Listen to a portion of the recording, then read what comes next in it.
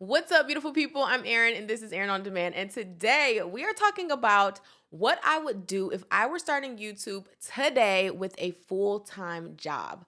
I know there are so many of you who feel like YouTube is extremely time consuming and you work, you have families, you have a lot going on, and it's very difficult to figure out, okay, I know I need to be consistent on YouTube. I know I need to do all these things, but when can I do it? When do I have the time, and how can I make that work and fit into my already busy schedule? So that is what we're about to talk about today. First things first is gear. What is the simplest setup that you can have to get great quality video without the extreme learning curve of having a very advanced camera setup? Now, I personally love the Nikon Z30. It is a great camera for vlogs, for sit-down videos just like this. It is the perfect camera if you are a beginner and you really don't know a lot about maneuvering cameras. That is because they have made it very convenient. It is like a creator camera. So there are lots of cool features, like when you press record, there's a little red light so you don't think you're recording without record. That's like a very common thing, by the way. Not just beginners do that. Another thing that is great about the camera is all the customizations you can do. You can interchange the lenses. So the more advanced you get, this camera can really grow with you.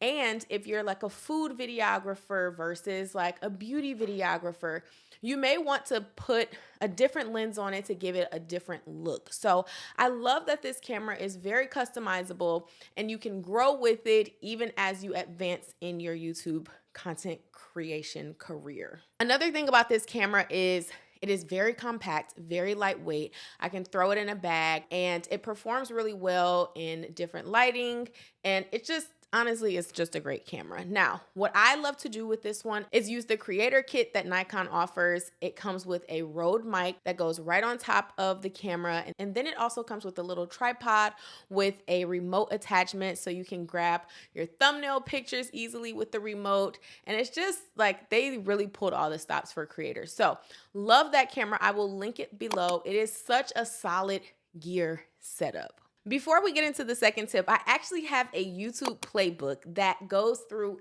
everything. I'm talking about gear bundles for different budgets. I also talk about different techniques that you can use to grow your channel very quickly and monetize within 6 months. So if that sounds like something that's your jam, then I have it linked in the description. Second thing I would do is max out on YouTube Shorts. This is typically not what a lot of people think to do when they think of YouTube. Most of us think long form content, vlogs, sit down videos, and that's just not the case anymore. We really have to rewire how we think about YouTube. And to have a successful channel, you can have a full channel just with shorts. So if I were starting and I had a full-time job and I was already creating short form content elsewhere, like TikTok or Instagram Reels, I would be repurposing that content to YouTube Shorts, especially the content that has performed really well for you and you enjoy creating. I would recommend to post as many shorts as possible as you're getting your channel up and running, just to start getting some of those eyeballs on your channel while still having a low impact in terms of how much time and energy it requires you to put into it. The third thing I would do is assess my energy peaks and pits. So if I know that my energy is peaking in the morning before I start working on my full-time job, then that is the time I would use to maximize my YouTube planning and recording. So I would use that time to either be outlining videos, making thumbnails, brainstorming ideas, or even recording, because when you record on camera, you need to have energy or else you're gonna seem very deflated on camera. One of my best video tips for you is if you are giving 100%, it's automatically on camera gonna dial back to seem like 80%. Like I feel like I'm really giving what I need to give right now, and it's probably not translating into me being over the top through the camera. So imagine if I was just like, hey guys, welcome back to my channel, da da da da da da da. You know, like it would really seem like I have very low energy. So you really want to maximize your energy levels when it comes to creating YouTube content, especially because it does require a lot of brain power when it comes to editing, recording, and all the steps that come with creating YouTube content. So make sure you are not doing it when you're super sluggish and tired. The next thing I would do is figure out a schedule that works for myself for content creation. So kind of like assessing your energy levels, but it's like, okay, what days out of the week do I want to do what? Are Mondays for brainstorming? Tuesdays and Wednesdays are for outlining. Thursday, I'm gonna shoot 2 videos before work or after work. Or maybe your shooting days are on the weekends when you know your hair and makeup might be done after before you go out to brunch or do something for the weekend. So it's really important for you to have a schedule and stick to it. There's no way that your YouTube channel is going to grow without you consistently putting out content. Now, I love using Notion to organize my content. I also have a content outline template in the YouTube Playbook. So if that is something that you kind of struggle with, you don't really know how to outline your videos or how to organize your content, then I also suggest you download that YouTube Playbook. Now, if it were me, I would outline my videos for the entire month and I would start with 1 video a week. Do not overload yourself in the beginning, especially if this is something that is a big learning curve and takes a lot of time and energy for you to do. If you are new to recording on camera and you can't just crank out a video in 20 minutes before you go run some errands and it takes you 2 hours to sit down, set up, record, and it just drains you, then just do 1 video a week. That is the bare minimum that I would recommend for recording or for creating YouTube long form content. Short form content is kind of anything goes. Like you can upload 5 times a day or once a day or a couple shorts a week. It really doesn't matter as long as you're staying consistent and putting the content out. And another thing I would do if I had a full-time job and wanted to start on YouTube is I would try to create content that requires minimal editing. This seems to be the biggest bone that a lot of people have to pick with long-form content because editing can take a while and it's also, again, a big learning curve for a lot of people. So if you have content like this where you know that you can talk, you can get it out, you can maybe do it in 1 take. You could always go live on YouTube or record a 1 take smoothly and just kind of cut the beginning and the end, or maybe cut out a few gaps that you may have had, but you don't have to do any really intense editing, like starting out with a vlog channel where you've got tons of clips, hours worth of clips that you now have to string together and make a story out of. That is where you start to really weigh yourself down with the editing process, which can deter you from wanting to be consistent on YouTube. Okay, the next thing I would do is I would schedule my content ahead of time. Now, I am a full-time entrepreneur / content creator, so I don't really schedule my YouTube videos as much as I probably should. But now that I am about to take a maternity leave, I am going to be scheduling out 6-ish weeks worth of content. And there is just something so amazing about the feeling of not having to worry about if the video is going live. And if you're working and you have other priorities, this is the best way to hold yourself accountable to stay consistent. And YouTube makes it really easy to schedule videos right in the platform. You don't have to download anything external within YouTube Studio. As soon as you upload that video, you can go in there, you can put all the thumbnail, all the things in the description box. And instead of publishing now, there is an option for scheduling. Okay, next thing I would not do is niche. I would not start my channel with a super definite niche because that is the best way to get pinned into creating content that over time you may not enjoy. And this is a concept that so many social media gurus, myself included, were very adamant about at one point in time. And now the consequences of that are starting to seep through for a lot of creators who really hyper niched and really dove really deep into a subject that they don't have a long-term connection to.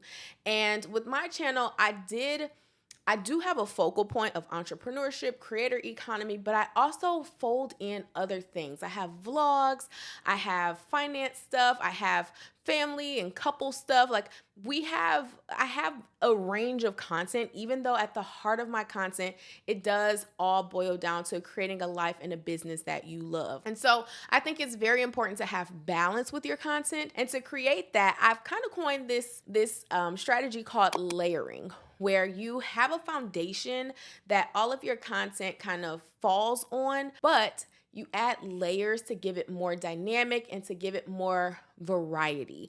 And this is where niching can really make you feel stuck and confined, is because you feel like you can't add that variety in. So highly recommend layering your content, layering different aspects of yourself, interweaving it, just kind of like how I mentioned, pregnant, I'm about to go on maternity leave. So then if there is a video that comes up on my channel about me being pregnant or prepping for parenthood, it doesn't seem so foreign. So you want to make sure that throughout your content, you have some flow, you have fluidity between different things that you love. So that way, if you want to create content solely on that, it doesn't seem like it's coming out of left field and your audience is engaged with you outside of the transactional information that you're providing.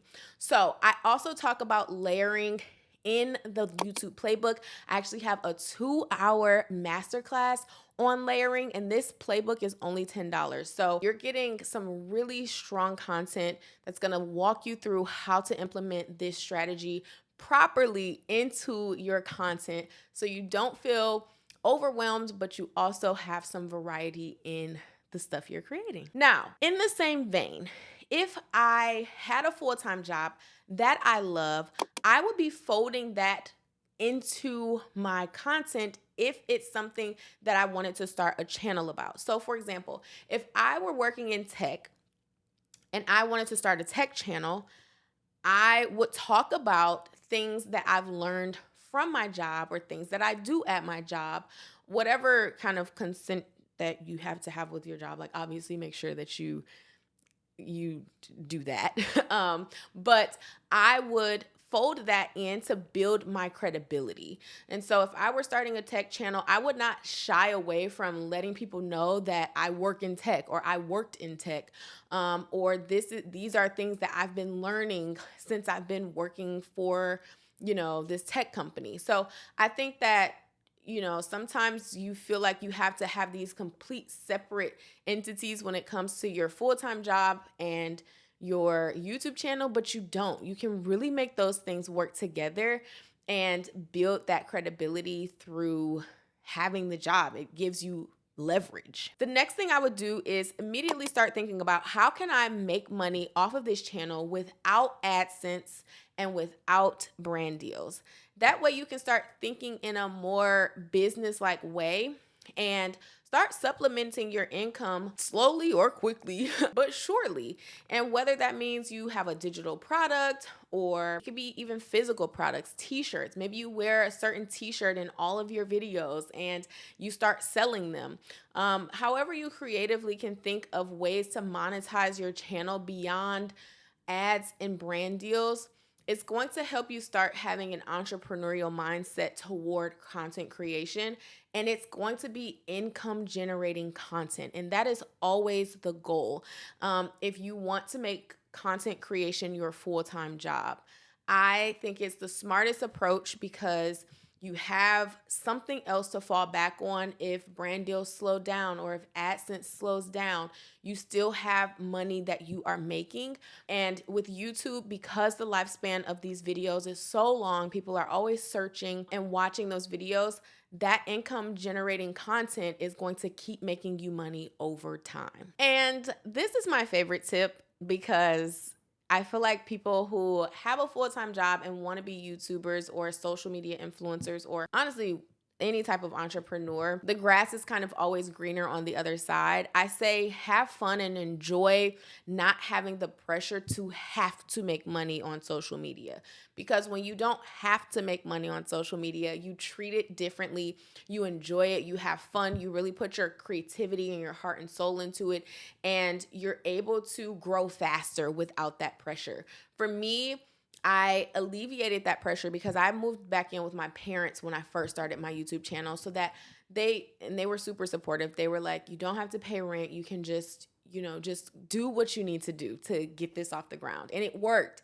And not having that sense of pressure really like paid dividends 10 times over, more than 10 times over, honestly.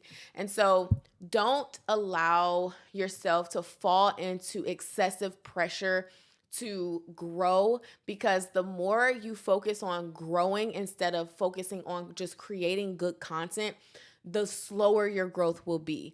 But if you focus on creating really strong content, your growth is going to naturally be a byproduct. So have fun, love that you have a job, and even if you're ready to get out of that job, like that means doubling down on YouTube, like really creating the time to create the content, because YouTube, in my opinion, is the best platform to be on because they just care about the creators. So don't forget to check out the Nikon Z30. I will link the Nikon products that I love and mentioned in this video down below.